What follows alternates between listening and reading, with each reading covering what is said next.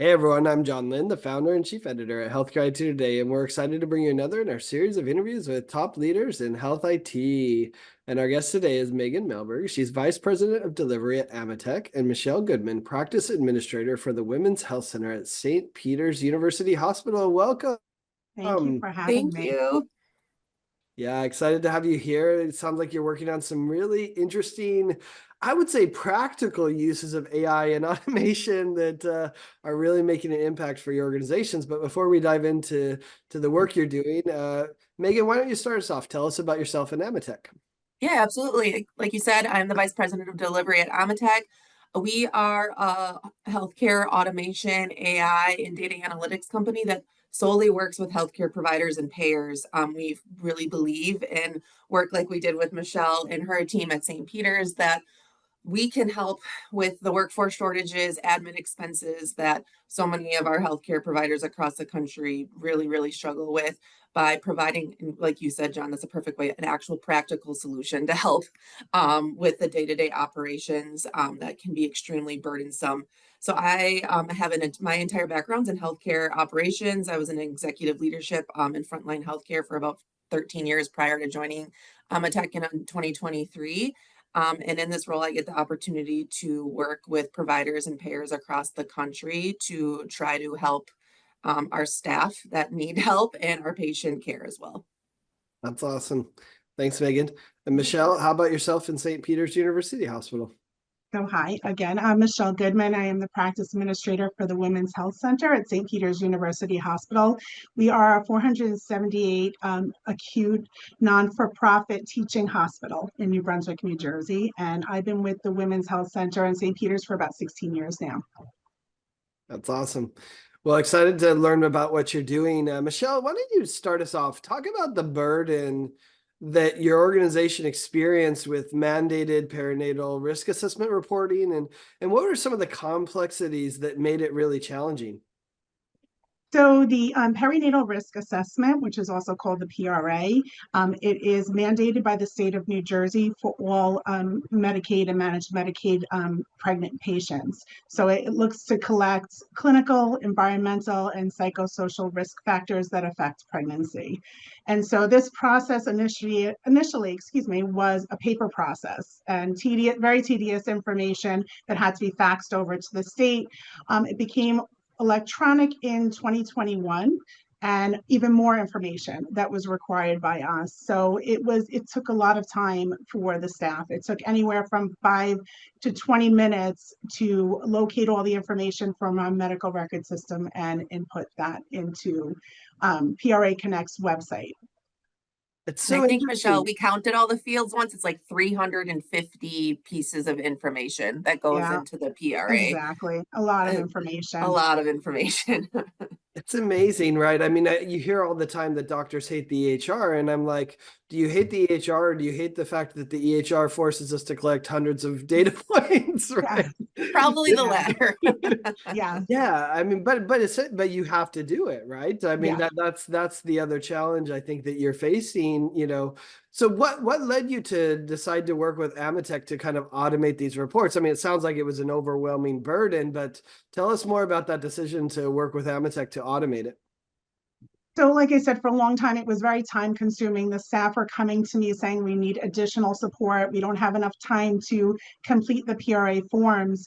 And so I would bring that information back to my executive director, Michelle Giuliano, and I would say, I need additional support to be able to enter these PRAs on the state's website. And there was an opportunity to work with Amitech in 2024, and my executive director, Michelle, brought that information back to Dr. Tenenbaum, who's our chief medical information officer. And he said this would be a great automation project and save the staff a lot of time. So that's kind of how we got together with Amitech. And Interesting. funnily enough, John, this was St. Peter's first automation. So they dove in head first.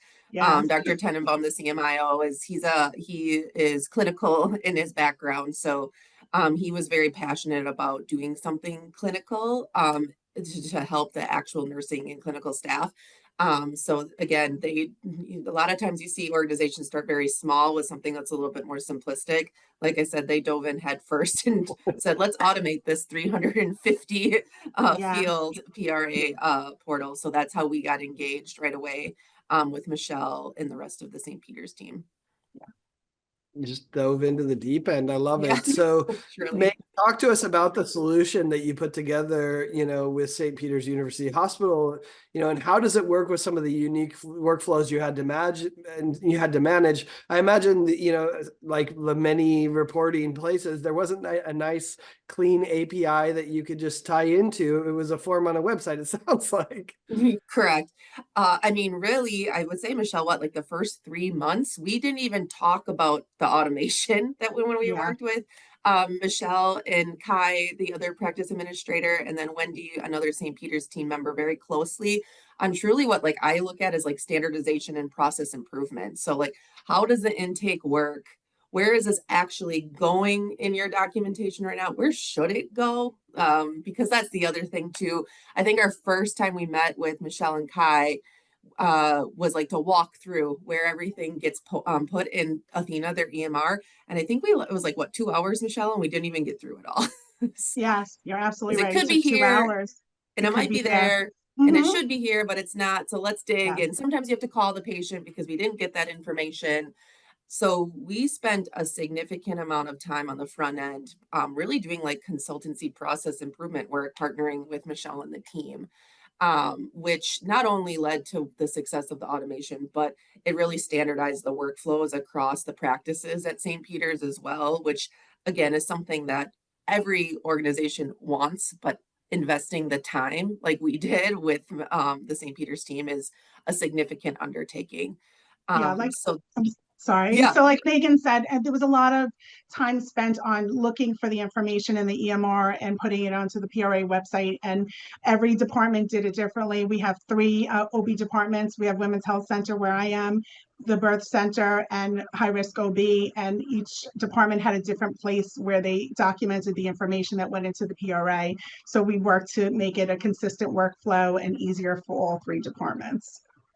and tracking the PRAs was a whole nother beast of like, how do you know when there's 3 PRAs that need to get done per pregnant patient, first trimester, a follow-up form, and a third trimester right around when they give birth. And again, everyone was tracking it differently. Tracking when they were due was like almost a full-time job in and of itself. So we really, again, pushed to standardize and automate how all of that was going to get done in the front end so that we knew that on week 6 is when the first try or after the first visit the first trimester form was going to be done, and this is how we can find what that trigger is in the EMR so that not only is the bot and the automation doing the PRA, but it's also helping significantly with the tracking of it as well. So that was probably like the first 3 or 4 months was just organization. Absolutely. Um, and I think, to be honest, again, that was the point, was it to make it for the automation, but really, Michele,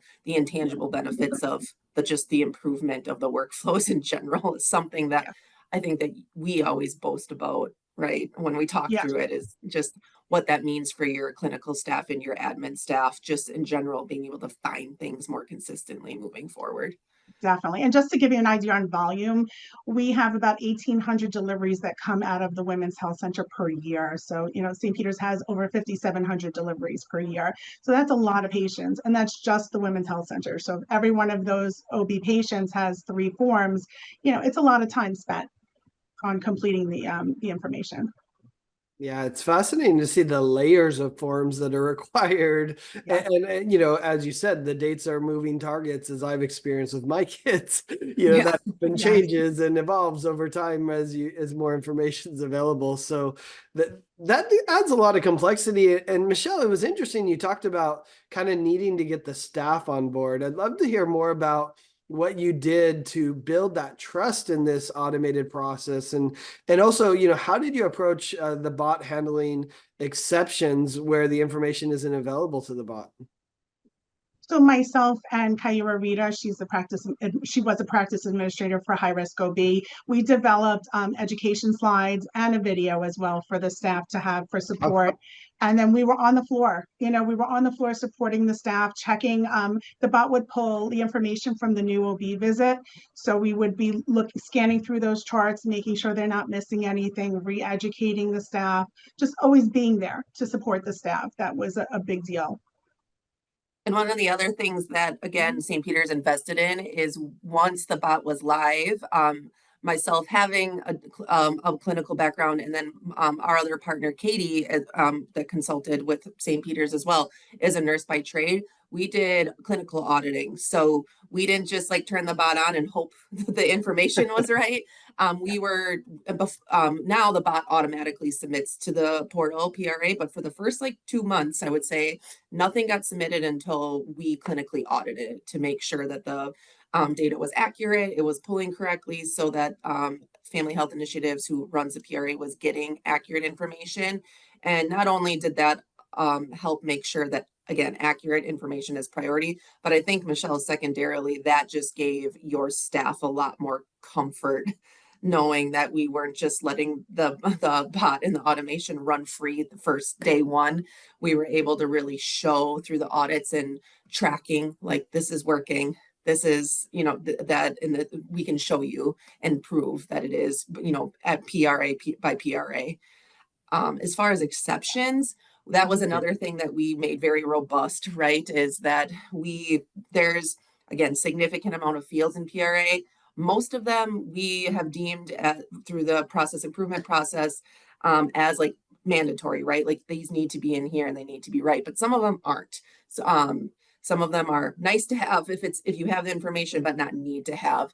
So anything that is mandatory that the bot is not able to populate from the EMR through the mapping process that we did in our process design with St. Peter's, we now have a spreadsheet that goes back to key members of the St. Peter's Women's Health teams that says Meghan Mehlberg, incomplete, height, address was incorrect. It specifically says what wasn't in there. So then that gets sent to the team daily. They know, oh, okay, I got to go adjust these 3 items for Meghan.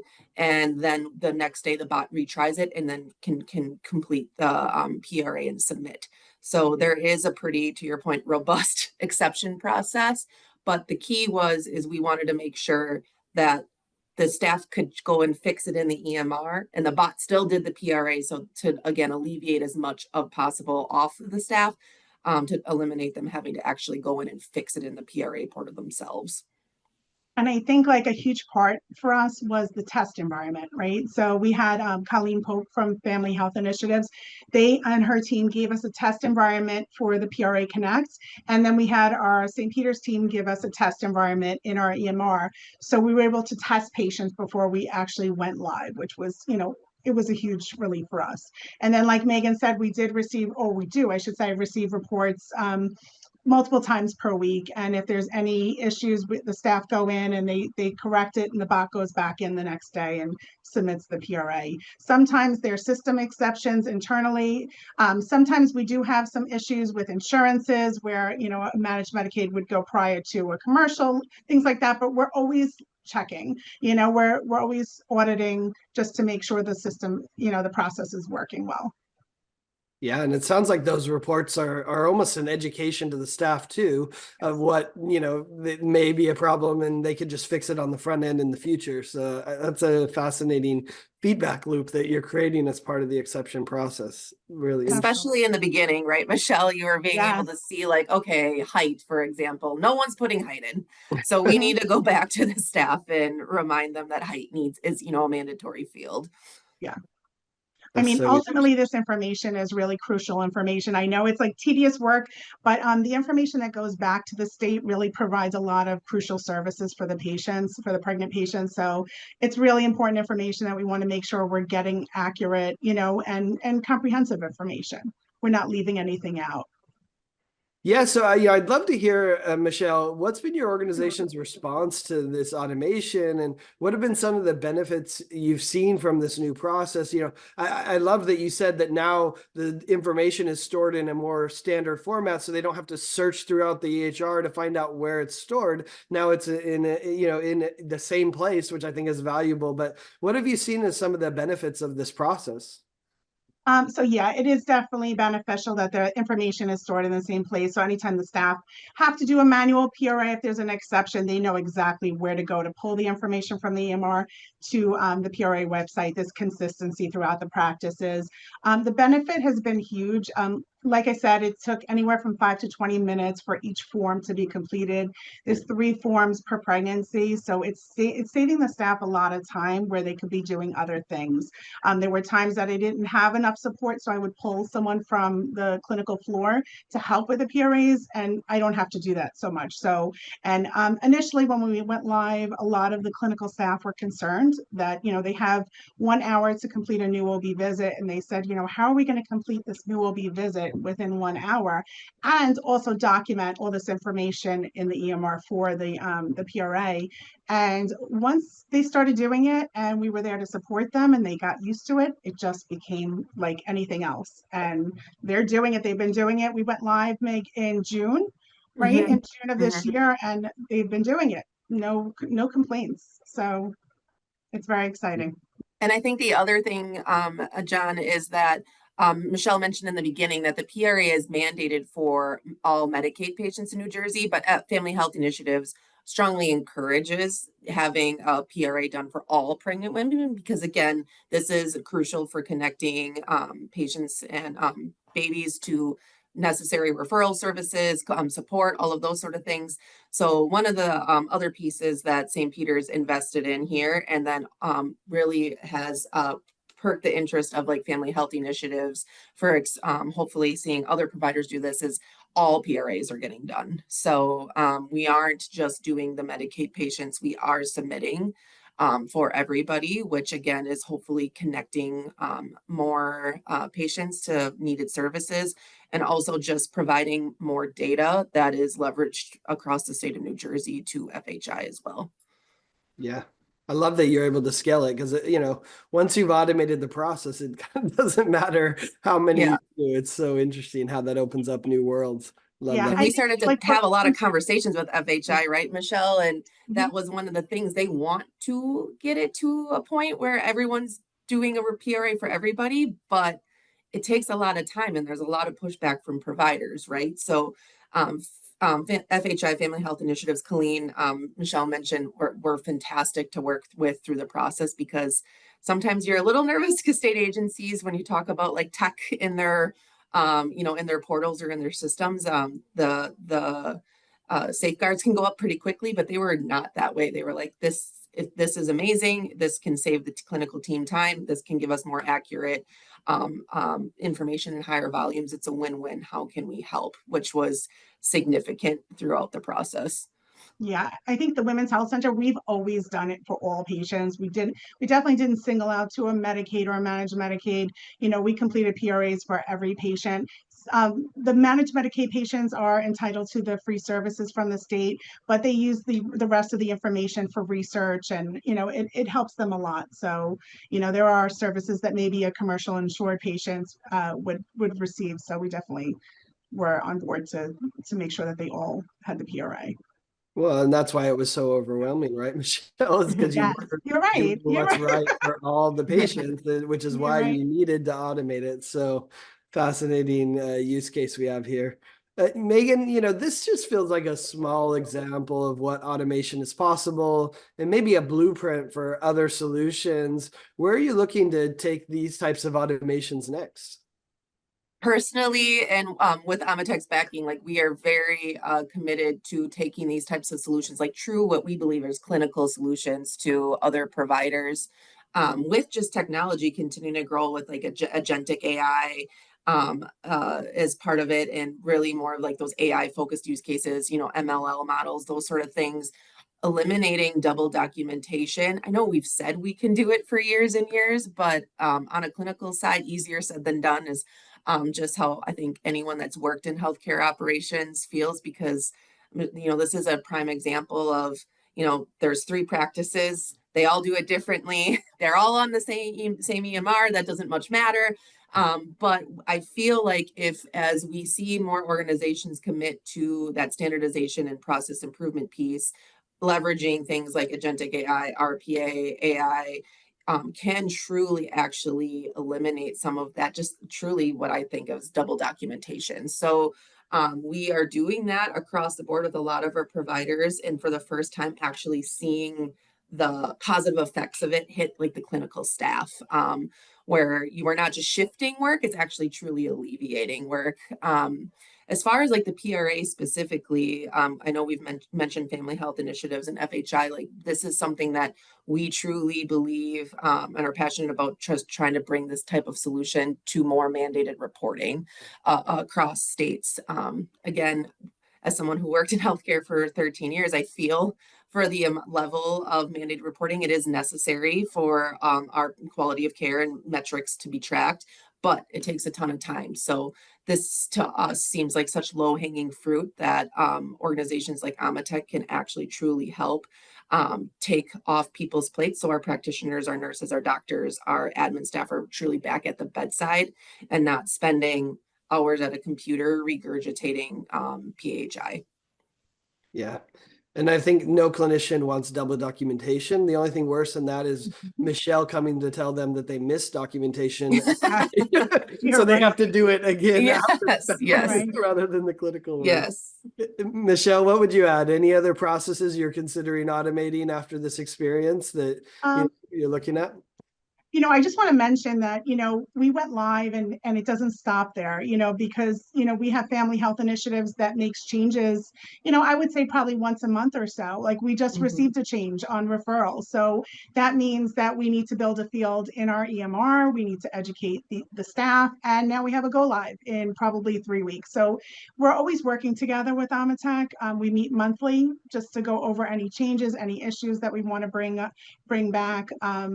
I think it's exciting. This was a huge endeavor for us. So this was definitely a game changer. And we're about to change to a new EMR soon. So we may be doing it once again. I'm looking forward to it.